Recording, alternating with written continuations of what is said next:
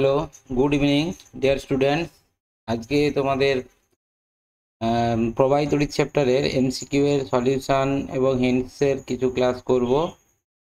তো এই ক্লাসগুলো তোমরা যেটা করবে, আমার ক্লাসটা আগে একবার দেখে নিবে। তোমাদের যে কোনো ফাঁকা একটু টাইমে, অফ টাইমে ক্লাসগুলো দেখে নিবে। আমি ছোট ছোট করেই ভিডিওগুলো করব। তারপরে তোমরা এই অঙ্কগুলোকে নিজেরা প্র্যাকটিস করবে। ঠিক আছে, মানে অঙ্কগুলো আগে দেখে নেবে কিভাবে হচ্ছে, কোথায় কিভাবে করছি, প্রত্যেকটা লজিক দিয়ে ব্যাখ্যা করে দেবো এইগুলো। তারপর তোমরা যেমনভাবে প্র্যাকটিস করো, বই ধরে ধরে সেগুলো প্র্যাকটিস করবে। তাহলে বা যারা ধরে নাও এই বইটা ফলো করছো না, তারা আগে তাহলে অঙ্কগুলো তুলে নেবে। তুলে নেওয়ার পর তারপর অঙ্কগুলোকে প্র্যাকটিস করবে, কিভাবে করলাম সেইগুলো ভেবে অঙ্কগুলোকে করার চেষ্টা করবে। আর যে অঙ্কগুলো আমি বলে দিচ্ছি সেইগুলোর প্রসিডিওরটা ফলো করবে, এই টাইপগুলো খেয়াল রাখবে। এই টাইপগুলোর উপর কিন্তু অঙ্ক তোমাদের থাকতে পারে পরীক্ষাতে। চলো শুরু করি তোমাদের প্রথম অঙ্ক। প্রথম যে এমসিকিউটা আছে, এই কোশ্চেনগুলো একটু কমন কোশ্চেন, জাস্ট একবার করে একটু জেনে রাখলেই তোমরা মনে থাকবে আশা করি। প্রথমে যে এমসিকিউটা আছে দেখো, দীর্ঘক্ষণ তড়িৎক্ষরণ চললে লেড অ্যাসিড সঞ্চয় কোষের তড়িৎচালক বলের পরিমাণ কত হয়? এটা তোমার যেটা হবে সেটা হচ্ছে কত, 2.0 ভোল্ট। অ্যাকচুয়ালি যখন চার্জিং করো, চার্জিং ফুল চার্জ যখন থাকবে তখন তোমার 2.2 ভোল্ট হয়, আর এটা যখন সম্পূর্ণ ডিসচার্জ হয় তখন 1.8 হয়। কিন্তু দীর্ঘক্ষণ ধরে যখন চলবে, অর্থাৎ সম্পূর্ণ ডিসচার্জের আগে, তখন হয় 2.2 ভোল্ট অনলি, সেটটা। ঠিক আছে, নেক্সট কোশ্চেন যেটা আছে, সঞ্চয় কোষের তড়িৎ প্রবাহ দেওয়ার ক্ষমতাকে আমরা ওয়াট ঘন্টা, অ্যাম্পিয়ার আওয়ার যেটা বলি, সামর্থ্য অ্যাম্পিয়ার আওয়ার, এটা অ্যাম্পিয়ার ঘন্টা আছে, হ্যাঁ অ্যাম্পিয়ার আওয়ার এটাই হবে, অ্যাম্পিয়ার ঘন্টা এখানে বলা আছে। আচ্ছা, তাহলে অপশান ডি এরটা হবে, এটা কোষের সামর্থ্য বলা হয়। সঞ্চয় কোষের ক্ষমতা বেড়ে যায় যদি কি করা হয়, পাতের ক্ষেত্রফল যদি বাড়ানো যায়, সংস্পর্শ তলের ক্ষেত্রফল কমানো যায়, পাতের ক্ষেত্রফল কমানো যায়, সক্রিয় তলের পরিমাণ বাড়ানো যায়। দেখো, সঞ্চয় কোষে ক্ষমতা বলতে কি বোঝায় না, ক্ষমতা হচ্ছে সে কত পরিমাণ আধানটাকে ট্রান্সফার করবে, অর্থাৎ কতটা পরিমাণ আধান সে সঞ্চয় করে রাখবে। ঠিক আছে, তাহলে এখানে যে তড়িৎদ্বার দুটো থাকে না, এরকম ধরে নাও যে তড়িৎ কোষটা হয়, সেই তড়িৎ কোষে এই যে দুটো তড়িৎদ্বার থাকে, সেই তড়িৎদ্বারটা যখনই সক্রিয় তলের মধ্যে ডোবানো হয় তখন কি রাসায়নিক বিক্রিয়া ঘটে। তো এই রাসায়নিক বিক্রিয়ার ফলে একটা তড়িৎদ্বার প্লাস আর একটা তড়িৎদ্বার মাইনাস হয়ে যায়, অর্থাৎ একজন ইলেকট্রন ছেড়ে দেয় আর একজন ইলেকট্রন গ্রহণ করে। তো এই প্রক্রিয়াটা যখন চলবে, চলার পরে তারপর কি হবে না, এদের মধ্যে যত আধানের পরিমাণ বেশি জমা হবে তত বেশি সময় ধরে তুমি কি করবে, তড়িৎ প্রবাহটা পেতে পারবে। ঠিক আছে, তো সেই কারণেই পাতের ক্ষেত্রফল যত বাড়াবে তত কি হবে, তত বেশি অংশ সক্রিয় তরলের সঙ্গে রাসায়নিক বিক্রিয়ায় অংশগ্রহণ করবে। তো স্বাভাবিকভাবেই তত বেশি পরিমাণ আধান জমা হবে, আর এই কারণেই তার ক্ষমতাটা বেড়ে যাবে। সেই জন্য অপশান এটা হবে, পাতের ক্ষেত্রফল যদি বাড়ানো যায়। আচ্ছা, নেক্সট কোশ্চেন যেটা দেওয়া আছে, কোনো কোষের বিভব প্রভেদের অবস্থান হয়, বিভব প্রভেদ কোথায় অবস্থান করবে? দেখো, যখনই তুমি কোনো একটা পাতকে কোনো তরলে, মানে সক্রিয় তরলের মধ্যে নিমজ্জিত করবে, তখনই কি হবে, তাদের মধ্যে বিক্রিয়া শুরু হবে। তো স্বাভাবিকভাবেই এই যে পাতটা যে অংশটা সংস্পর্শ করছে, এই সংস্পর্শ তলের হচ্ছে তোমার বিভব প্রভেদটা অবস্থান করবে পাত এবং তরলের সংস্পর্শ তলে, মানে যেখানেই কন্ট্যাক্ট করবে সেই জায়গাটাতেই এই বিভব প্রভেদটা অবস্থান করবে। সঞ্চয়ক কোষকে আহিতকরণের সময় কোন শক্তিতে রূপান্তরিত হয়? আহিতকরণ যখন করছো মানে চার্জ করছো, চার্জ মানে তড়িৎ শক্তি রাসায়নিক শক্তিতে কনভার্ট হচ্ছে। অপশান বি এটা। কোনো নিচের কোনটি প্রত্যাবর্তক নয় বলেছে? প্রত্যাবর্তক নয়, ব্যাটারি চার্জিং করা, চার্জিং করলে সেটাকে তুমি আবার তো ডিসচার্জ করতে পারবে। তার মানে এটা ফিরে আসবে আগের অবস্থায়, মানে ধরে নাও ভোল্টেজ কম ছিল, মানে ডিসচার্জ ছিল, সেটাকে চার্জিং করলে আবার করণ করে ডিসচার্জ করতে পারবে। তো সেই কারণে এটাকে আগের অবস্থায় ফিরে নিয়ে আসা যাচ্ছে। জেনারেটর থেকে বিদ্যুৎ উৎপাদন করে আবার সেই বিদ্যুৎকে কাজে লাগিয়ে জেনারেটরে মানে ঘোরাতে পারবে। এটাও কিন্তু প্রত্যাবর্তক হবে। ব্যাটারি ডিসচার্জিং করলে চার্জিংও করা যাবে, মানে ব্যাটারি যখন ডিসচার্জিং হয় এখানে রাসায়নিক শক্তি বিদ্যুৎ শক্তি রূপান্তরিত হয়, আবার বিদ্যুৎ শক্তিকে রাসায়নিক শক্তিতে রূপান্তরিত করতে পারবে। কিন্তু তামার তারকে যখন উত্তপ্ত করবে, উত্তপ্ত তো হয়ে যাবে, হয়ে যাওয়ার পর সেই যে তাপটা পরিবেশে বেরিয়ে যাবে সেটাকে কিন্তু আর কোনোভাবেই তামার তারের মধ্যে নিয়ে আসতে পারবেন না। ঠিক আছে, তো সেই কারণে এই অপশানটাই হবে তামার তারকে উত্তপ্তিকরণ। নেক্সট হচ্ছে সাতেরটা, সঞ্চয় কোষের তড়িৎক্ষরণে রূপান্তর হয়। তড়িৎক্ষরণ মানে ডিসচার্জ যখন হয় তখন তোমার রাসায়নিক শক্তি তড়িৎ শক্তিতে রূপান্তরিত হয়। ঠিক আছে, রাসায়নিক শক্তি তড়িৎ শক্তিতে। 100 অ্যাম্পিয়ার ঘন্টা ক্ষমতা সম্পন্ন গৌণ কোষ থেকে কি পরিমাণ তড়িতাধান পাওয়া যাবে? ঠিক আছে, তাহলে তড়িতাধান এটা আমরা যেটা জানি ফর্মুলা কিউ সমান IT, Q equal to I into T. তাহলে এখানে তোমার অ্যাম্পিয়ার 100 অ্যাম্পিয়ার আওয়ার বলেছে, তাহলে 100 ইন্টু তোমার টাইমটা কত ঘন্টায় বলা আছে, তার মানে 3600 সেকেন্ড। তার মানে এটা 36 ইন্টু 10⁴ এত কুলম হচ্ছে। 10⁴ মানে এইটা হচ্ছে অপশান ডি এরটা। একটি সঞ্চয়ক ব্যাটারিকে একটি ডিসি উৎস থেকে আহিত করা হচ্ছে। ব্যাটারিতে কোন প্রান্তটি লাইনের ধনাত্মক দিকের সঙ্গে যুক্ত করা থাকবে? যখন দেখো ব্যাটারি যখন চার্জিং করা হয়, তোমরা একটু খেয়াল রাখবে, যে কোনো ব্যাটারি যখন চার্জ করা হয়, মানে এই যদি তড়িৎ কোষ হয়, এইটা ধরে নাও কোনো তড়িৎ কোষ, তার এইখানে তড়িৎদ্বার, এই তড়িৎদ্বার, তাহলে এদের মধ্যে তো রাসায়নিক বিক্রিয়া ঘটে। এদের মধ্যে যখন রাসায়নিক বিক্রিয়া ঘটে যায় তখন তো এ প্লাস একটা প্লাস আর একটা মাইনাস হয়ে যায়। এবারে যখন চার্জিং করা হয়, যখন চার্জ করবে, ধরে নাও এরকম কোনো পয়েন্ট থেকে নিয়ে এসে তুমি কি করবে, এখানে তার দিয়ে যুক্ত করে চার্জ করবে। এর সঙ্গে তার দিয়ে যুক্ত করলে, এর সঙ্গে তার দিয়ে যুক্ত করলে, তো এবারে এই যে যুক্ত করা হবে তখন এইটা যদি প্লাস হয় আর এটা যদি মাইনাস হয়, তো প্লাসটা হবে তড়িৎদ্বারের পজিটিভের সঙ্গে আর মাইনাসটা হবে তড়িৎদ্বারের মাইনাসের সঙ্গে, এটা যুক্ত করতে হয়। ঠিক আছে, তো সেটাই কোশ্চেন করেছে। তাহলে কোনটা প্রথমে ধনাত্মক, তোমার হচ্ছে কোন প্রান্তটি ধনাত্মক দিকের সঙ্গে যুক্ত করতে হবে?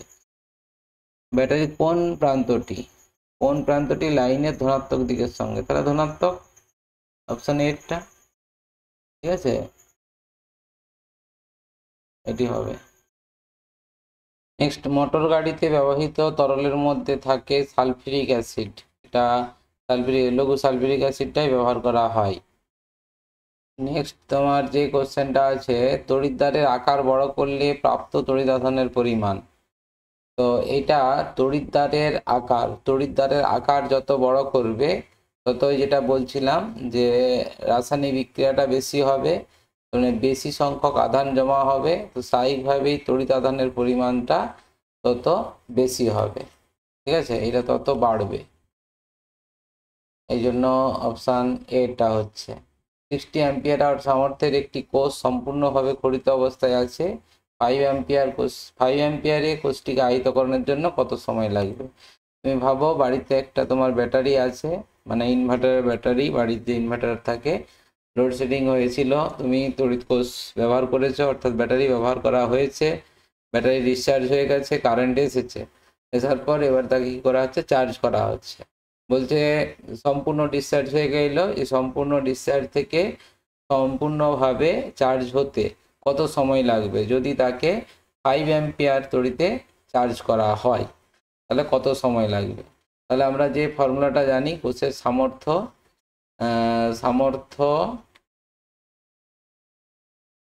এটা সমান ampere into hour, I into t, time. তাহলে সামর্থ্য এখানে তুমি করে দিবে 60 60 ইকুয়াল টু অ্যাম্পিয়ারটা বলে দিয়েছে 5 আর টাইমটা বের করতে হবে টি। অতএব টি ইকুয়াল টু 60/5, এটা সমান 12 ঘন্টা সময় লাগবে। ঠিক আছে, তো সেই কারণে অপশান বিটা। একটি কোষের তড়িৎচালক বল পরিমাপ করার জন্য সবচেয়ে ভালো যন্ত্র আমরা জানি পোটেনশিওমিটার, ছোটবেলা থেকে পড়ে এসেছি। ভোল্টমিটার আর অ্যামমিটার বিভব প্রভেদ এবং তড়িৎচালক বলের পার্থক্যের মধ্যে। আচ্ছা, কোনো কোষের তড়িৎচালক বলের পরিমাণ নির্ভর করে। তড়িৎচালক বলের পরিমাণ, এটা তো সরাসরি বইয়ে কোশ্চেন। তড়িৎচালক বল যে যে বিষয়ের উপর নির্ভর করে, এক হচ্ছে সক্রিয় তরলের প্রকৃতি আর একটা হচ্ছে তড়িৎদ্বারের প্রকৃতি। ঠিক আছে, কি উপাদান দিয়ে তড়িৎদ্বারগুলো তৈরি, আর ওর মধ্যে যে সক্রিয় তরল অর্থাৎ যে অ্যাসিডটা আছে সেটা কি অ্যাসিড, তার আয়নন ক্ষমতা, তারপর তার হচ্ছে তড়িৎ বিশ্লেষ্য কতটা আয়নিত হবে, সেইগুলোর উপর গাঢ়ত্ব, এইগুলোর উপর নির্ভর করে। ঠিক আছে, সেই জন্য সঠিক সক্রিয় তরলের প্রকৃতি বলা হচ্ছে। আর হচ্ছে কি তড়িৎদ্বার যেটা ব্যবহার করা হচ্ছে তার প্রকৃতির উপর নির্ভর করছে। একটি স্প্রিংয়ের মধ্য দিয়ে তড়িৎ প্রবাহিত হলে স্প্রিংটি কি হবে? আচ্ছা, এই বিষয়টা এটা তোমরা পড়বে হচ্ছে তড়িৎ চুম্বকত্ব চ্যাপ্টারতে।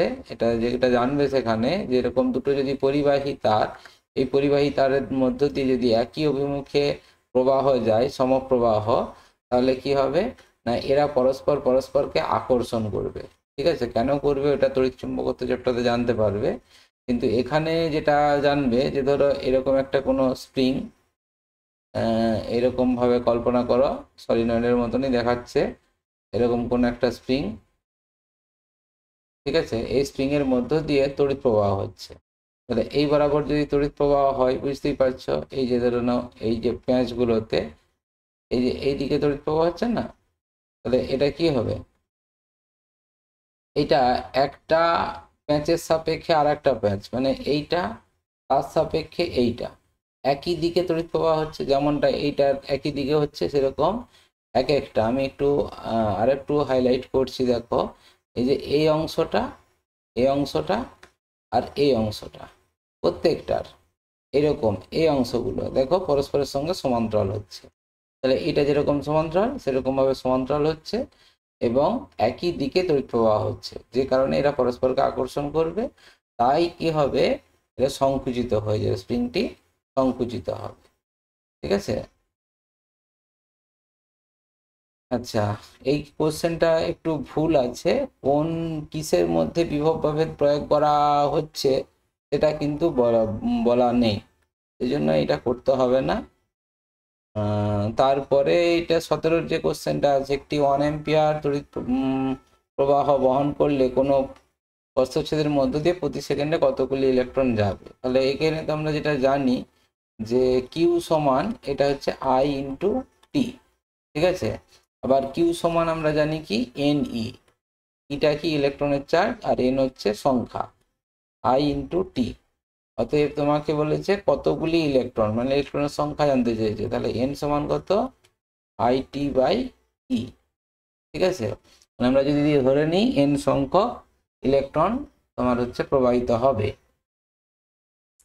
প্রত্যেকটার মান বসিয়ে দাও। আই এর ভ্যালু হচ্ছে 1 আর টি এর ভ্যালু প্রতি সেকেন্ড বলেছে, সেই জন্য 1, আর ই এর ভ্যালু 1.6 ইন্টু 10⁻⁹ এটা কি করবে বলতো, এই যে দশমিকটা উপরে তুলে দিলে দেখো 1/16 ইন্টু 10⁻, এটা 20 হবে। ঠিক আছে, কাজ করো, এইটাকে ভাগ করার জন্য উপরে করে দাও 100 করে দাও, ইন্টু 10⁻18 হবে, ডিভাইডেড বাই 16। হ্যাঁ, তো এইটাকে এবারে যদি একটু কাটলে যেটা হবে 4 4 16, 4 5 4 25 100, 25/4 হচ্ছে, 25 ডিভাইডেড বাই 4 ইন্টু 10⁻18, এটি হবে। এবারে 25কে যদি 4 দিয়ে ভাগ করা হয়, 4 6 24,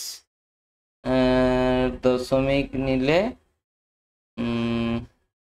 4 2 8, 4 5 20, 6 পয়েন্ট, এটা তোমার হচ্ছে দেখো 6.25 ইন্টু 10⁻18 এটি হবে।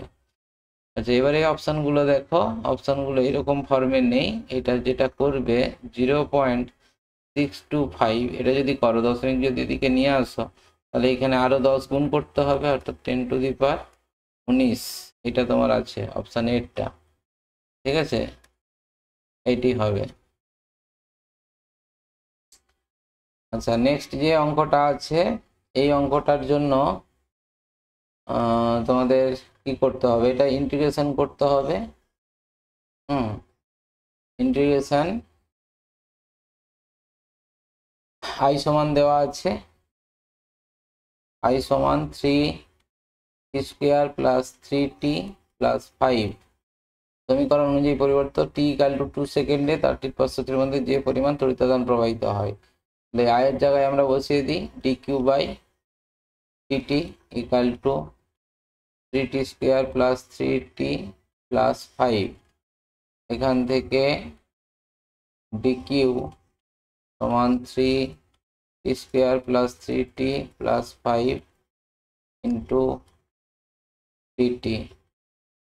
এখান থেকে q সমান, অতএব q টোটাল প্রবাহিত আদান, তখন কি হবে ইন্টিগ্রেশন কত থেকে কত না 0 থেকে 2 সেকেন্ডে, 0 থেকে 2 3t² plus 3t plus 5 into dt।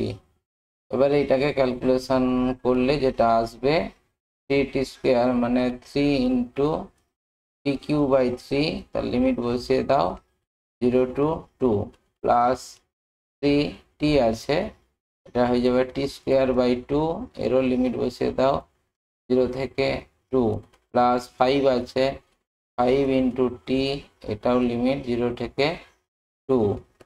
তাহলে এখানে 3 আর এই 3 কেটে যাচ্ছে, মানে আপার লিমিট যদি বসাও 2 টু দি পাওয়ার q মানে 8 হচ্ছে, 8 মাইনাস 0 প্লাস এটাও তোমার হয়ে যাবে 3 এর 2 into 4 minus 0 plus 5 into 2 minus 0। তাহলে এখানে যেটা হচ্ছে 8 প্লাস 6 প্লাস 10, 814, 10 24, 24 কুলম। অপশান এরটা হচ্ছে তোমার, দেখো অপশান এরটা।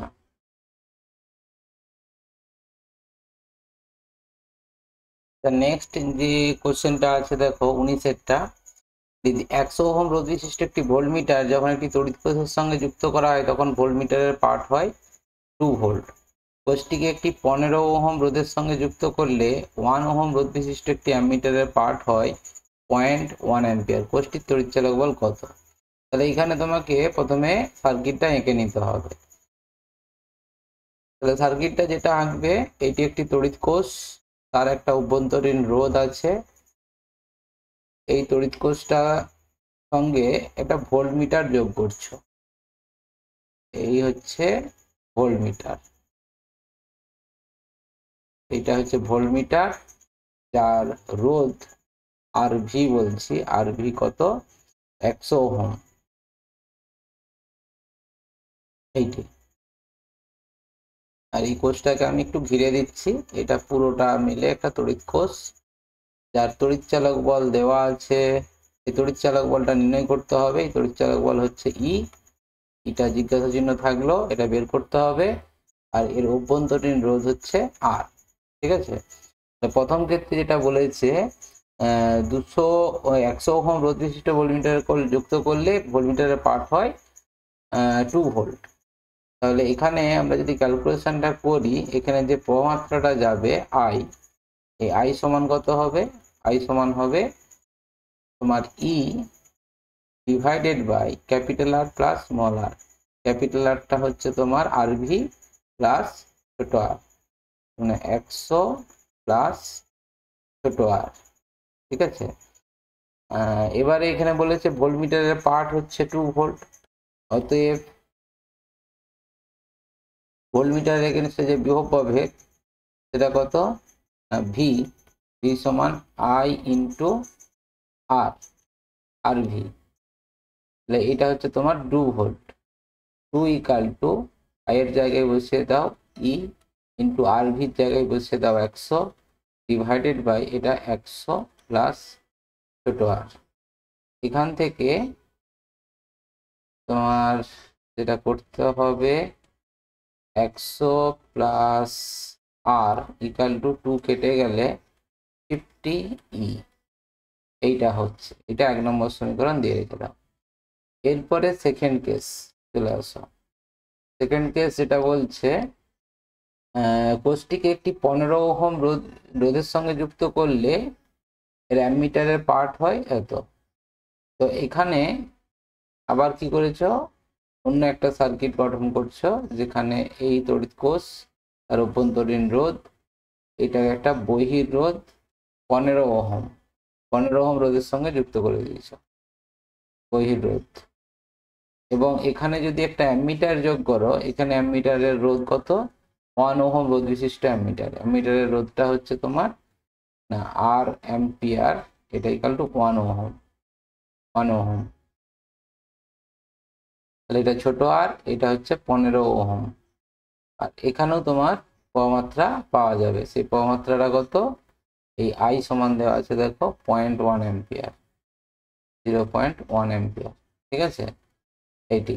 তাহলে এক্ষেত্রে তড়িৎচালক বল যদি ই হয়, তাহলে সেকেন্ড কেসে তোমার যে ক্যালকুলেশনটা হবে এটা কি হবে বলতো, এটাও একই রকম ভাবে প্রমাত্রা এখান থেকেই করি, আই সমান ওই ই ডিভাইডেড বাই তড়িৎচালক বল বাই মোট রোধটা কত, মোট রোধ এখানে তোমার 15 ওহম, তার সঙ্গে যোগ করো 1 ওহম, তার সঙ্গে যোগ করো অভ্যন্তরীণ রোধ। তার মানে এটা আসছে দেখো ই ডিভাইডেড বাই 16 প্লাস ছোট আর। এই যে আয়ের ভ্যালুটা আবার দেওয়া আছে 0.1, তাহলে এইটা তুমি করবে 0.1 equal to E divided by 16 plus ছোট আর। তাহলে এখান থেকে ছোট আরটা তোমাকে বের করে নিতে হবে। ছোট আরটা যদি বের করে নিই তাহলে 16 প্লাস ছোট R equal to E divided by 0.1। অতএব ছোট আর সমান ই ডিভাইডেড বাই 0.1 মাইনাস 16। ঠিক আছে, এবার এই আর এর ভ্যালু এই 1 নম্বর সমীকরণে পুট করে দেবে। তাহলে এখানে যদি তোমার পুট করে দেওয়া হয় 1 নম্বরে, এখানে পুট করে দিলে কি হচ্ছে দেখো 100 plus E divided by 0.1 minus 16 equal to 50 E. তাহলে এইটা ওই দিকে গেলে এটা হবে, এটা হয়ে যাচ্ছে 100 থেকে 16, এটা 84 হবে, 84। আর ওইটা এদিকে গেলে 50 minus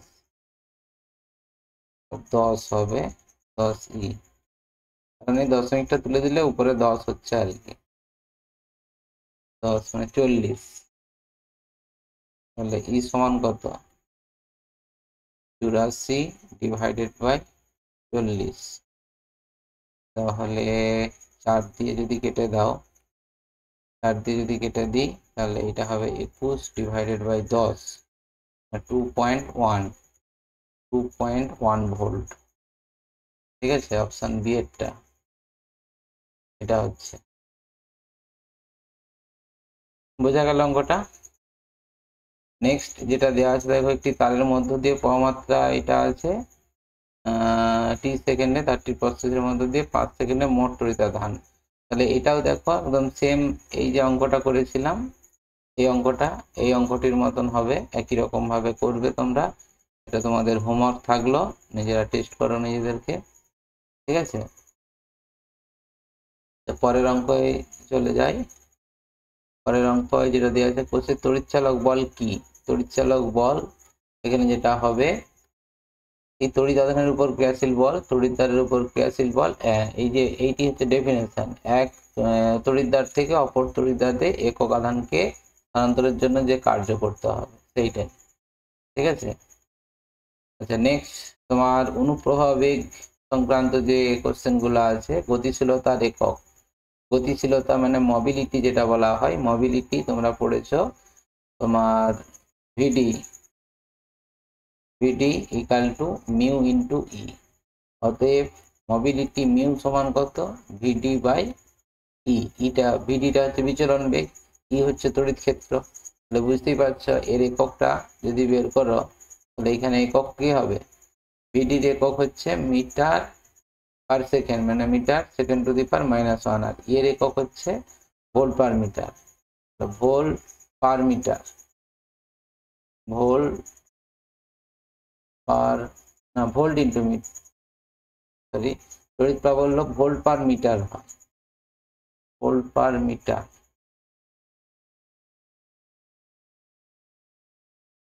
volt per metre, metre metre কেটে যাবে, volt into second to the power -1। আর কিছু একটা ভুল হলো,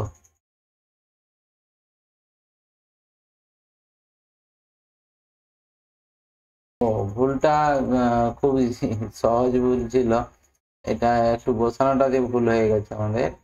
দেখো এখানে যেটা বলেছে ভিডি সমান হচ্ছে metre second to the power -1। আর এর একক হচ্ছে volt per metre, volt per metre মানে মিটারটা উপরে উঠে গেলে এটা হচ্ছে metre square volt second to the power -1।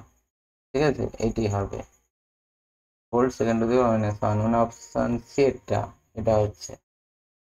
আচ্ছা 23-এরটা তিনটি তামার তারের দৈর্ঘ্য প্রস্থচ্ছেদের ক্ষেত্রফল যথাক্রমে এটা দেওয়া আছে, তারটি রোধ কম। তাহলে এইটা তুমি যে বের করবে এটার ক্ষেত্রে আর সমান রো এল বাই এ। তাহলে প্রথম তারটার ক্ষেত্রে আর ধরে নিচ্ছি আর সমান রো এল বাই এ। দ্বিতীয় তারটার ক্ষেত্রে ধরে নাও আর, এটা R1 লিখে নাও, এটা R2 লিখে নাও, R2 সমান রো এল, এর জায়গায় লিখে দাও 2L বাই এ, এর জায়গায় লিখবে এ বাই 2। তার মানে কত হচ্ছে 4 রো এল বাই এ, মানে কত 4 R1। একই রকম ভাবে R3 সমান rho L by 2 by 2A, তার মানে কত হবে রো এল বাই 4A, মানে কত R1 বাই 4। তাহলে বুঝতে পারছো কোনটার রোধ সব থেকে বেশি হচ্ছে, 4R1 মানে R2 রোধ মানে 2L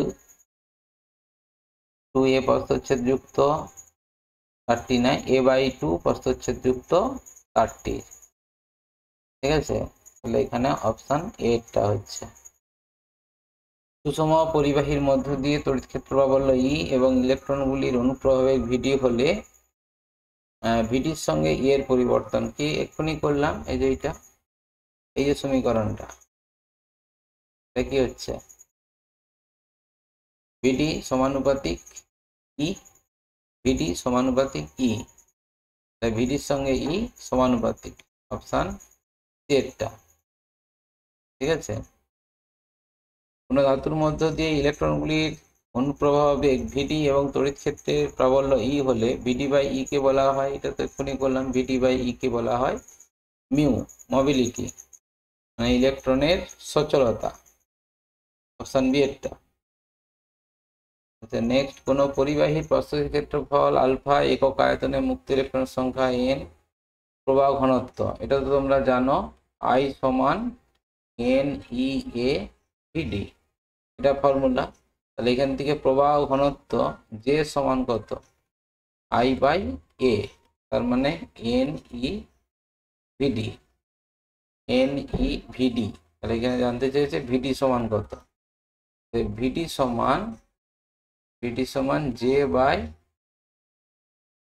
N E, J by N E D. তারপরে একটি সলিনয়েডের প্রান্তীয় বিভব প্রভেদ 40 হলে ওর মধ্য দিয়ে 10 অ্যাম্পিয়ার প্রবাহিত হলে সলিনয়েডের রোধ কত।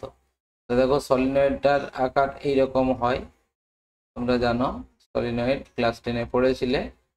এই সলিনয়েডের এখানে তুমি কি করেছো, একটা 40 ভোল্ট বিভব প্রভেদ যুক্ত কোন একটা তড়িৎ কোষ ব্যবহার করছো, ইকুয়াল টু 40 ভোল্ট। আর এর মধ্যে দিয়ে যে প্রবাহটা যাচ্ছে সেই প্রবাহটা হচ্ছে 10 অ্যাম্পিয়ার, রোধ কত হবে, রোধের ফর্মুলা আমরা ওহম সূত্র থেকে জানি, আর সমান এখানে ই বাই আই। ঠিক আছে, ভি সমান আই আর, ভি এর জায়গায় আমি এখানে ই লিখেছি, এটা হচ্ছে 40 আর আই হচ্ছে 10, মানে কত 4 ওহম। ঠিক আছে, 4 ওহম এটা। আচ্ছা, এইটা তোমরা জানো, এটার জন্য তোমাদের সেই পরিবাহী রোধাঙ্কের যে রাশিমালাটা ছিল বিচলন বেগের টার্মে, rho equal to M star. M star এখানে বলেই দিয়েছে ইলেকট্রনের কার্যকর ভর এন স্কোয়ার ইন্টু টাউ, এটা পড়েছিলে। ঠিক আছে, তাহলে এবারে এল দৈর্ঘ্য এ প্রস্থচ্ছেদের পরিবাহী রোধ কত হবে? এটার জন্য তোমার যে ফর্মুলাটা, আর সমান রো এল বাই এ, আর সমান রো এল বাই এ, তার মানে রো এর ভ্যালু এখানে বসিয়ে দাও, M star by N square tau into L by A. ঠিক আছে, এটি হবে। তাহলে কোনটা হচ্ছে option M star L by N square tau A, option B, এটি হবে। তারপরে তোমার 29-এর যেটা দেওয়া আছে দেখো, 29-এরটা, এটা তো খুব সহজ কোশ্চেন। হ্যাঁ, সহজ কোশ্চেন মানে এখানে আবার তোমাকে বুঝে নিতে হবে এইটা কোনটা, আই ভার্সাস ভি না ভি ভার্সাস আই। যদি আই ভার্সাস ভি হয় তার জন্য একরকম উত্তর, আর যদি ভি ভার্সাস আই হয় তার জন্য একরকম উত্তর হবে। এটাও তোমাদের বইয়ে যখন থিওরিটা পড়েছিলাম এটা বলেছিলাম, একটু খেয়াল করবে। এখানে যেটা বলা আছে, এই যে নতিটা, এই যে নতি আইভি লেখচিত্রের যে নতি, এইটাই তোমার প্রকাশ করে 1/r, মানে পরিবাহীর রোধ, মানে পরিবাহিতা বা রোধের অনন্য, ট্যান থিটা, নতি ইকাল টু ট্যান থিটা। তাহলে এখান থেকে তুমি প্রথমে যেটা করবে T1 T2-র মধ্যে সম্পর্ক করার জন্য, তাহলে আগে জেনে নিতে হবে এটা R1 যদি বলি, R1 সমান 1/tan থিটা 1। এই কোণটা যদি তোমার থিটা 1 হয়, এই কোণটা যদি থিটা 1 হয়, এই কোণটা যদি থিটা 2 হয়, তাহলে R1 সমান tan থিটা 1 আর R2 সমান কত 1/tan থিটা 2। ঠিক আছে, তাহলে এখান থেকে R1/R2 যদি করি, R1/R2 এটা সমান দেখো tan theta 2 by tan theta 1। বুঝতেই পারছো, এখানে যেহেতু থিটা 2টা ছোট, থিটা 1টা বড়, সেই জন্য এটা লেস দেন 1 হবে। অতএব R2 গ্রেটার দেন R1। তাহলে এটা তো বুঝে গেলে এই দুজনের মধ্যে কার রোধ বেশি কম হচ্ছে। তাহলে দুটি ভিন্ন উষ্ণতায় একটি ধাতব তারের, মানে একই তার, তার উষ্ণতা যদি বাড়ানো হয় তাহলে তার রোধ বৃদ্ধি পায়। তাহলে যেহেতু R2 তোমার কি বেশি, তো স্বাভাবিকভাবেই এখানে T2টা বেশি হবে। ঠিক আছে, কেন না তোমরা জানো RT সমান R0 ইন্টু 1 প্লাস আলফা টি ধাতব পরিবাহীর ক্ষেত্রে। উষ্ণতা বৃদ্ধি পেলে রোধ বৃদ্ধি পাবে। তাহলে একই ধাতব তার বলা ছিল, তার রোধ একই হওয়ার কথা, কিন্তু উষ্ণতা বাড়ালে যেহেতু রোধ বৃদ্ধি পাচ্ছে এবং R2 যেহেতু বেশি, সেই জন্য T2টা এখানে উচ্চ তাপমাত্রা হবে। ঠিক আছে, তার মানে T2 গ্রেটার দেন T1, এইটা। ঠিক আছে স্টুডেন্টস, আজকে যে অঙ্কগুলো করলাম এইগুলোই থাক। তোমরা যে এই অঙ্কগুলো একটু প্র্যাকটিস করে রাখো, পরের ক্লাসে দেখা হচ্ছে। Thank you, good night.